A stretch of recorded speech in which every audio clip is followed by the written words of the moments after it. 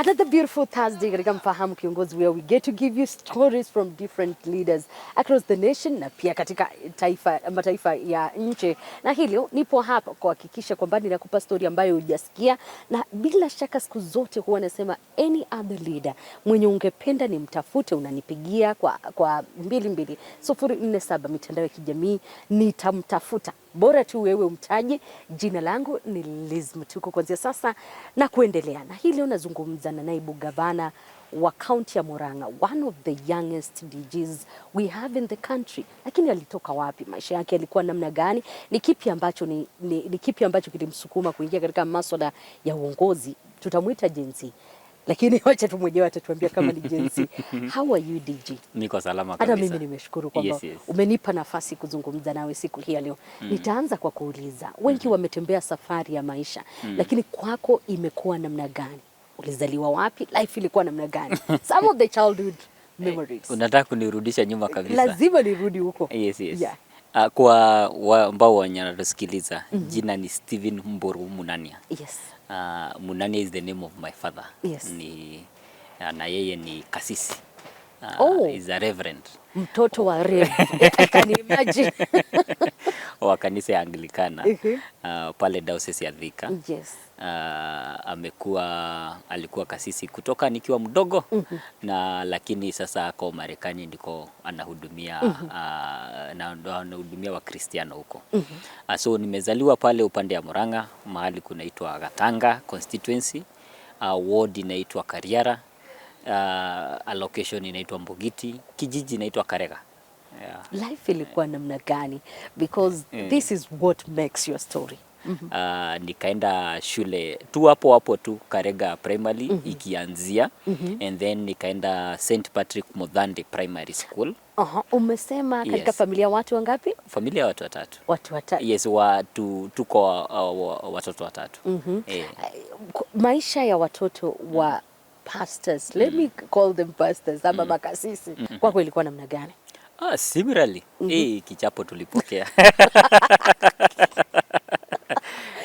Kichapo tulipokea, na bila shaka it also shaped who we are, kwa sababu I also grew up in church. You never thought like mimi nataka kukua kama my father? Unajua, chenye kanisa huwa inafunza mtu ni ile courage ya kutoka, yani kuongelesha watu, kutokelezea, speaking your mind, speaking in front of people, doing activities mbele ya watu, kuengage na community ama maneno ya community. So mimi I grew up in church, nikifanya drama, nikihubiri hapa na pale, nikiwa kiongozi wa youth, nikifanya I grew up in church. Ile basic life ya mtoto wa pastor. Yes, ile basic life, because your dad takes you kwenye anaenda. Anakupeleka wherever he is serving, anaenda na wewe.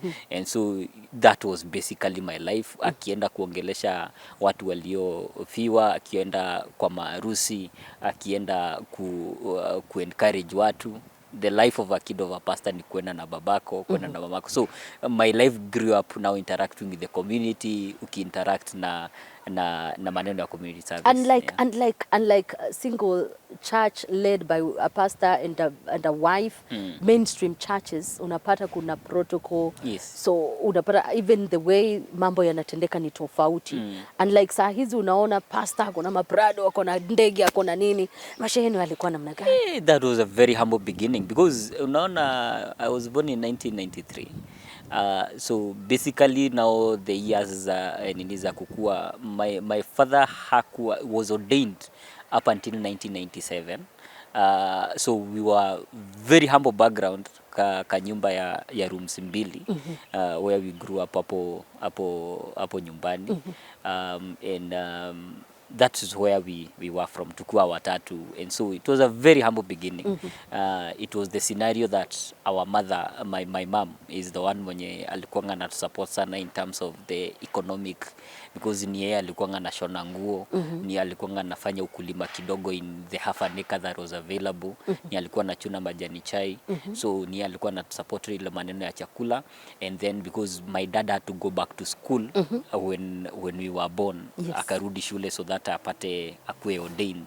So by the time ilikuwa inafika kitu around 1998 1999 so ndio my father akapata ile diploma na akakuwa officially ordained, ndio akakuwa reverend mwenye at least anaweza lipwa. But largely before then aliwanga pastor wa kujituma. Ukiwa unaangalia maisha ya pastor mwenye ameamua kutumikia Mungu, I know life unasema haikuwa rahisi. Did you ever think that I need to be different than my dad? In 2007 after the post-election violence, alafu then Kofi Annan akakuja. I remember telling my mother I want to be the next UN Secretary General. Oh my goodness. Oh, your dreams. Yeah, I wanted to be the UN Secretary General. And that led me to hata nikiingia high school niliingia high school the same year in 2007. Hapa Mohoho High School in Gatondo. Oh. Yeah. Katoka Murang'a, Yes, kavuka tu hapa Gatundu. Yes. I wanted to be the UN Secretary General. Yes. And so my mind ilikuanga in terms of diplomacy. Nitapata wapi, yani nilikuanga na ile single target mind. Although in the middle hapo nilikuanga naweza fikiria labda naweza ingia military. But why military? Nilikuanga naona watu wakimachi vizuri. Yani matching ndio ilikuwa inakubamba tu, unasema I want to be. Yeah. Growing up ukiona askari wakienda hivi unajua hizo ndizo vitu zenye huwa zinavutia mtu. Yes. But I wanted to be the UN Secretary General by then. Is it because of leadership or because of what we went through as a country? I think it's a combination of both. Because Kofi Annan came in 2007. I was a very young person. I think 2007 But I was at only least 14. you had seen what we I had had gone through. seen what, because I remember during the post-election violence, some of my uncles who are in Eldoret walikuja nyumbani wakiwa viwete because of those clashes. And so it was this very emotional thing kwa within the household na within the village, because the real people wenye Some of your uncles were injured during the post-election. Some of my cousins were traumatized forever, and so that's something yenye interact na. So when Kofi Annan alikuja na akaangalia, and then after he left, then we had a grand coalition government, and then vita ikaisha, and there was peace in the country. I thought that's what I want to be. And so my thoughts were I want to be a UN Secretary General. No. Yeah. How did you hold up these thoughts? Until when did you decide then to change? In fact, it was very consistent. Funny enough, it was very consistent. Because here you are. Because I remember in Form 3, hiyo time si unakumbuka tulikuwa tunachagua courses when you're in Form 3. Yes. Ukienda nini Form 4. I remember trying to choose some of the courses zenye nilikuwa natafuta, and I was looking for a course yenye iko na something international relations or diplomacy or something. And unfortunately nikajaza 3 options. One iliwanga international relations hapa University of Nairobi, then option 2 and 3 and 4 iliwanga zote ziliwanga international relations related. Hiyo ingine nikajaza iliwanga disaster management and international diplomacy in Masinde Muliro. Ya tatu nikajaza peace and conflict studies still in Masinde Muliro. So I was called in after nilifanya my KCSE in 2010, nikaitwa course ya disaster management and international diplomacy na Masinde Muliro University. Yes. And after you've gone there, is that what you pursued? It was surprising because I did not think that is what was yani as in chenye nilienda kusoma was not what was in my mind. Ulifika mambo kwa ground ikakuwa yeah, because, and this is true to the courses, because as ingine we are not quite sure what you are getting yourself into. And so nikapata disaster management, you are dealing about issues disaster management, issues of peace and conflict studies, plus a few issues of international diplomacy, which was very good. But then nikakaa hivi najiuliza, unajua then reality inaanza kusober up. Unatoa wapi kazi? Unatoa wapi kazi? Unaanza kuangalia kazi hapa, kazi hapa. Because there is the larger vision, but unajiuliza unatoa wapi kazi?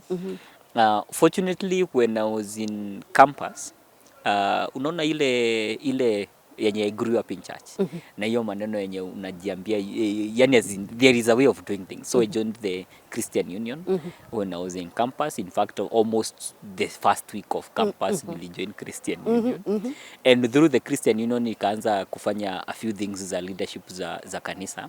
But then I also began doing some few business na Wakristiano wa CU. Nilikuanga because I had to find my dad and my mom couldn't support me very well in terms ya chakula. They could only support the school fees na mahali ya kukaa, but maneno ya chakula ilikuwa inawalemea kidogo. So you started biashara. So nilikuanga nauza mayai, nilikuanga nauza uji, nilikuwa nauza juice hizi za kumix to the. Sasa ulikuwa unatoa wapi? My mom used to send me 400 shillings every 2 weeks. Yeah, so in one of those fine days nikachukua the 400 nikaenda nikanunua mayai.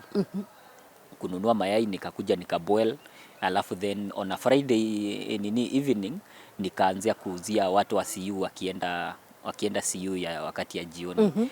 Venye ilinipatia pesa nikanunua unga ya uji the following day, and then on a Saturday, so it became my weekend thing.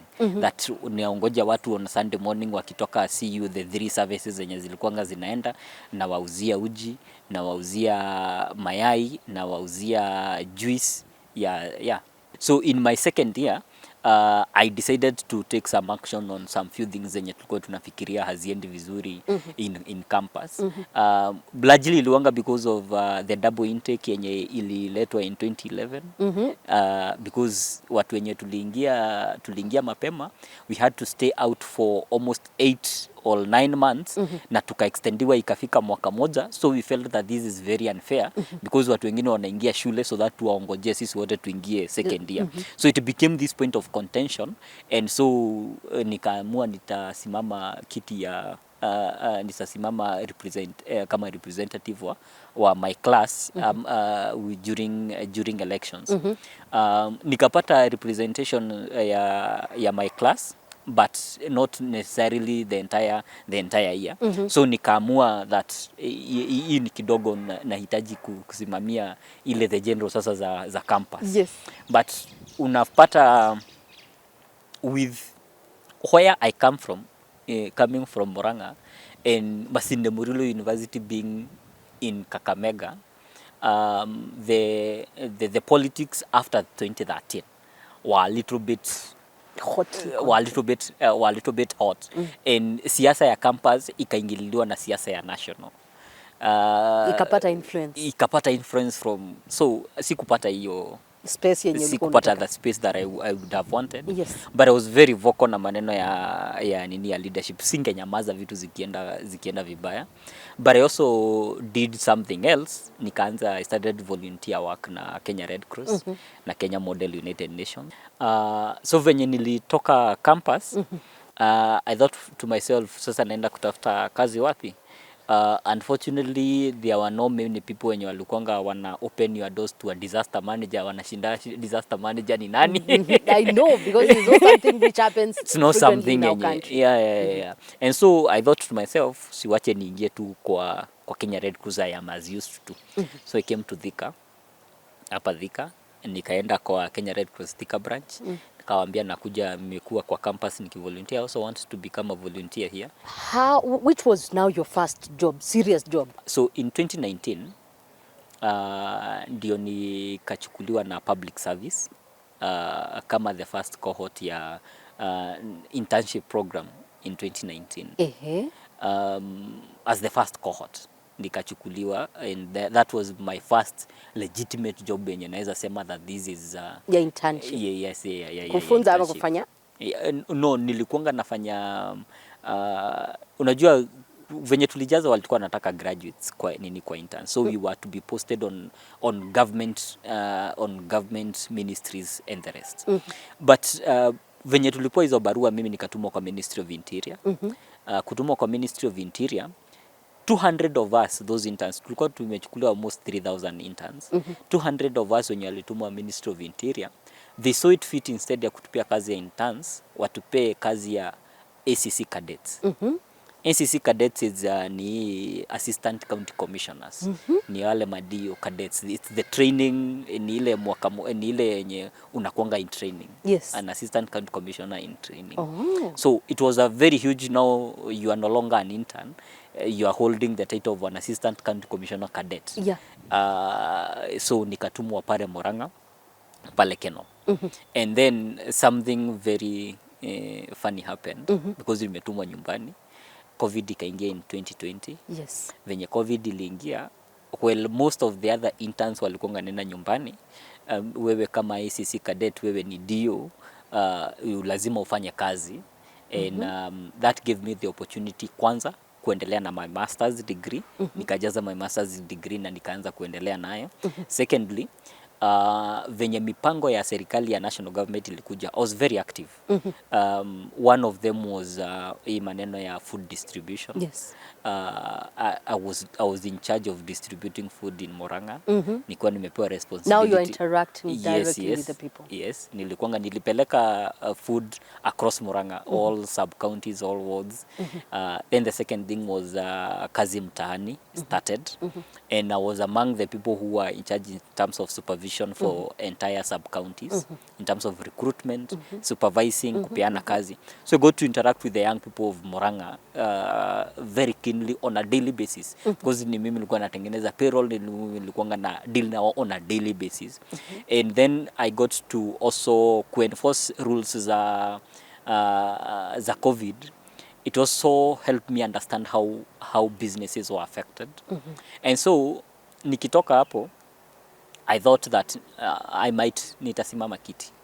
And in 2021, around December, I decided I'm going to vie for the seat of an MP Katanga. But then I got to go see what Katanga was like and the politics of Katanga was like. And I found that the people who were vying for that seat were quite experienced, and I was a little bit intimidated, largely because I knew that the party that was coming into election that was popular was UDA. And the person, one of the people who was the legal secretary for the party, was also vying for that seat. And that I thought, hapa ni kutupa unatupa. Your thoughts and even your ambitions. Yes, so I decided to go vie for an MCA in Career Award. And I seriously now started doing campaigns. Now from December 2021, nikaingia kwa vijiji. I used to do my... Are you working in any other space? No, I wasn't working. You were campaigning? I was campaigning. I was campaigning. From in day out, nikafanya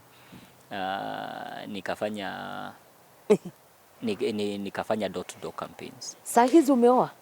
No.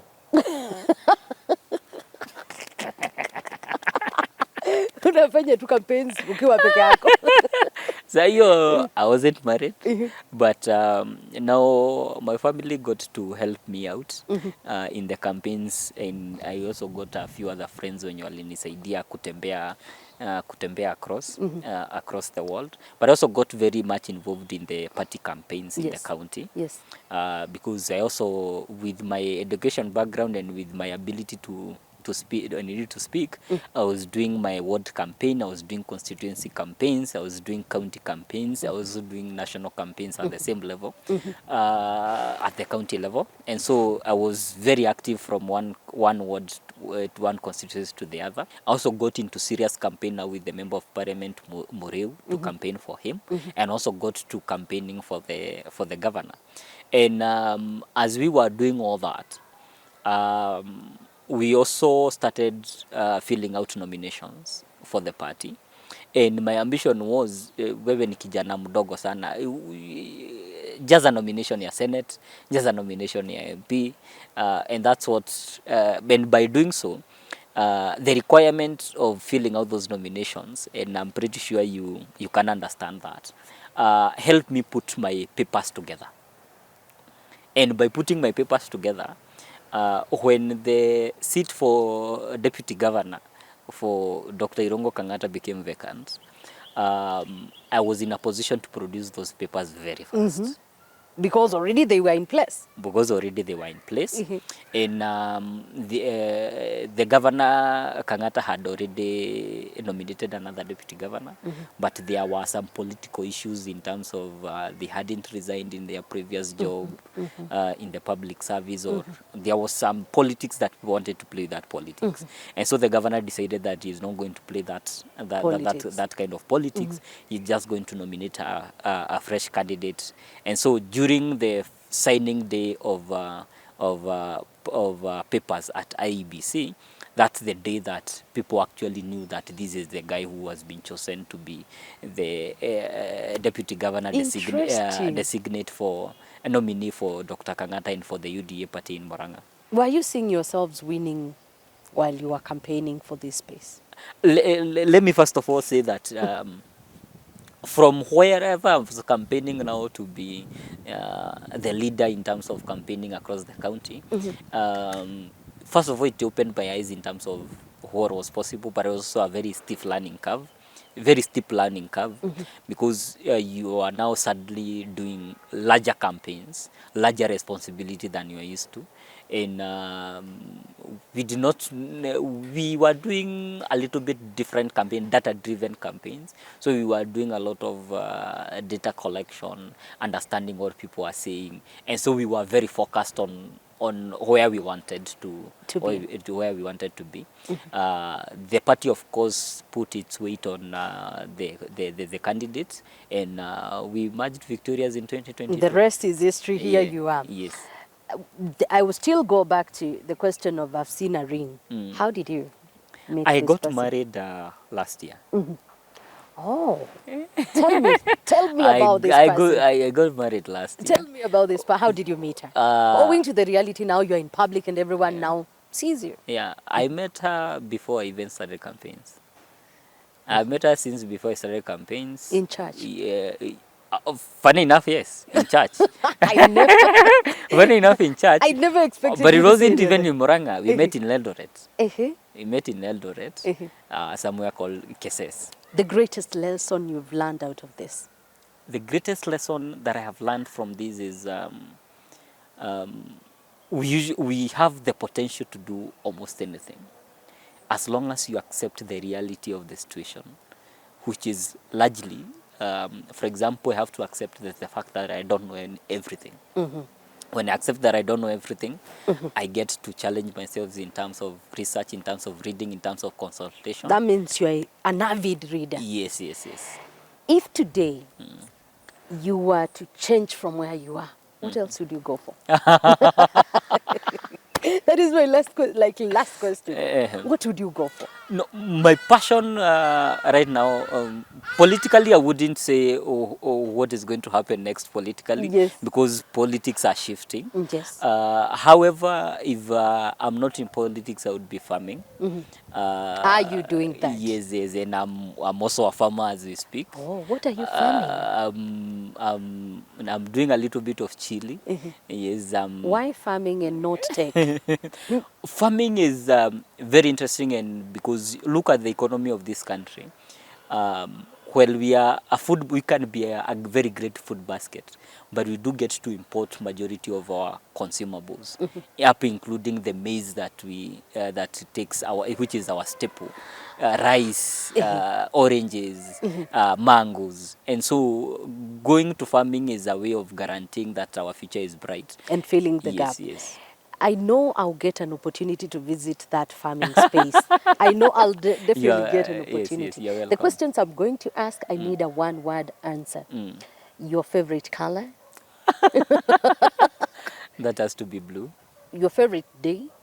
Day? Yeah. That has to be Tuesday. Your dream car? My dream car? Yes, your dream car. Yeah. That has to be an Audi. Your current read? My current read? Read, yes, the book you're reading. My current read, I'm reading the book of the current president of India. Indoors or outdoors person? Indoor. Your favorite meal? Githeri. Your nickname? Your nickname. I've had many. The current one is Deputy Governor Gen Z. How many countries have you visited? Around 8. Your favorite destination? That has to be Germany. One thing you cannot do without? My wife. Oh, goodness. With wife, that is where with wife, that is where I definitely close this show. Asante sana kunipa nafasi kusikia story yako. It's a unique one. And definitely any other person, young person listening to you today, they get to know there is future. Because a majority of young people feel neglected when decisions are made to be given an opportunity to serve. And here, you are an example. Tutatembea kwa hiyo shamba. Yeah. And my advice to the young people is that the nation is not built on destroying it. It's built on actively participating. And I would urge them to actively participate in the building of this nation. Thank you so so that much. We can have a peaceful country. I hope they hear you. Yeah. Asante sana kuchagua kutegea kipindi hiki Mfahamu Kiongozi. Tumepata kumfahamu naibu gavana wa kaunti ya Murang'a. Siku nyingine katika Mfahamu Kiongozi tutamfahamu kiongozi mwingine. Bora wewe nipe jina pia, nami nitamtafuta. Jina langu Liz Mutuku. Kwa heri kwa sasa.